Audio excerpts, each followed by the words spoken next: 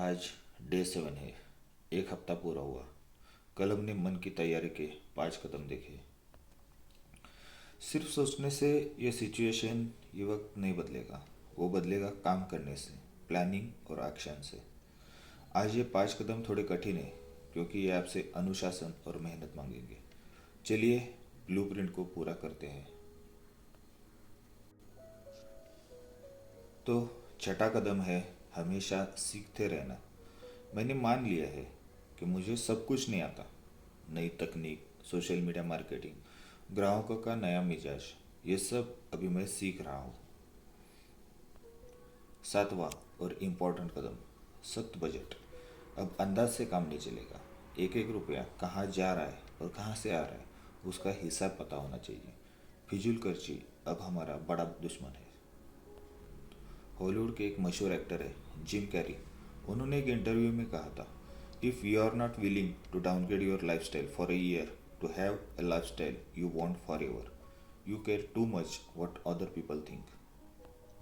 इसका मतलब यही है कि अगर आप अपनी पसंद का जीवन जीना चाहते हैं तो आपको कम से कम 1 साल या कुछ समय अपनी सुख सुविधाओं में कटौती करने के लिए तैयार रहना चाहिए। लेकिन हम अपनी लाइफस्टाइल को डाउनग्रेड नहीं कर पाते। इसलिए नहीं कि हम गरीबी की असुविधाओं से डरते हैं, बल्कि हम अपनी सोशल इमेज से डरते हैं। जब हम दूसरों को इम्प्रेस करने के लिए पैसे खर्च करते हैं, चाहे वो किसी भी रूप में हो, गाड़ी, कपड़ा, खान पान, घूमना, तो हम असल में अपने रिसोर्सेस खो रहे होते हैं। लेकिन जब आप इस बात की परवाह करना छोड़ देते हैं कि दुनिया आपको कैसे देख रही है, तब आप उस पैसे और समय को अपने भविष्य को बेहतर बनाने के उपयोग में ला सकते हैं। मतलब ये दिखावे की अमीरी असल में हमें भविष्य के असली अमीरी से दूर रख रही है। आप 1 या 2 साल तक छोटा बनकर रहने की हिम्मत रखिए तो आप पूरी जिंदगी राजा की तरह जीवन जीने की नींव रख सकते हैं। तो आठवां कदम है सेहत और प्रकृति।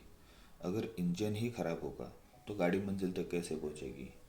तो 20 मिनट का एक्सरसाइज और कुदरत के साथ कुछ समय बिताना अब मेरा डेली रूटीन रहेगा।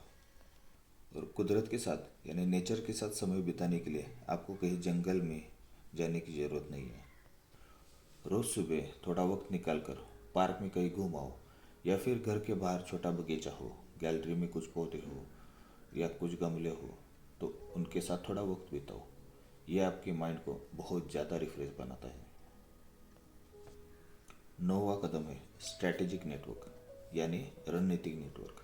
मैं अब उन लोगों से हाथ मिल रहा हूँ जो मुझे ऊपर खींच सके, न कि वो जो सिर्फ वक्त बर्बाद करे।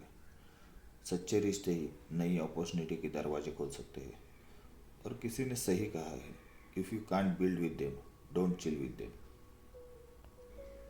और 10वां और सबसे अहम कदम, जर्नलिंग।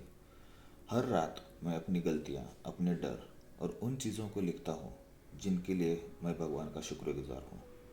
मुझे तो ये एक गेम चेंजिंग हैबिट लगती है। लिखना ये जितना दिखता है उतना आसान भी नहीं है, लेकिन लिखने से मन को क्लैरिटी आती है। अपना लक्ष्य, डर, आशंकाएं लिखने की आदत डालो। आपकी इस बात के लिए आभारी हो, आपके जीवन का उद्देश्य, ये सब लिखना जरूरी है, और वो भी हर रोज़। ये दिमाग को बूस्ट करता है और अपने विचारों में क्लैरिटी आ जाती है। जो भी आपके मन में है, अगर वो आप कागज़ पर लिख पाए तो आधी जंग तो आप वही जीत जाते हैं। पिछले 7 दिनों में मुझे तो बहुत फ़र्क नज़र आ रहा है। बस रोज़ लिखना है।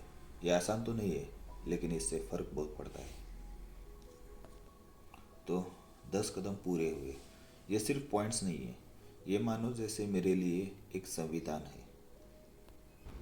नए साल का एक हफ्ता तो बीत चुका है और मुझे महसूस हो रहा है कि मैं बदल रहा हूँ। क्या आप मेरे साथ इस बदलाव के लिए तैयार हैं?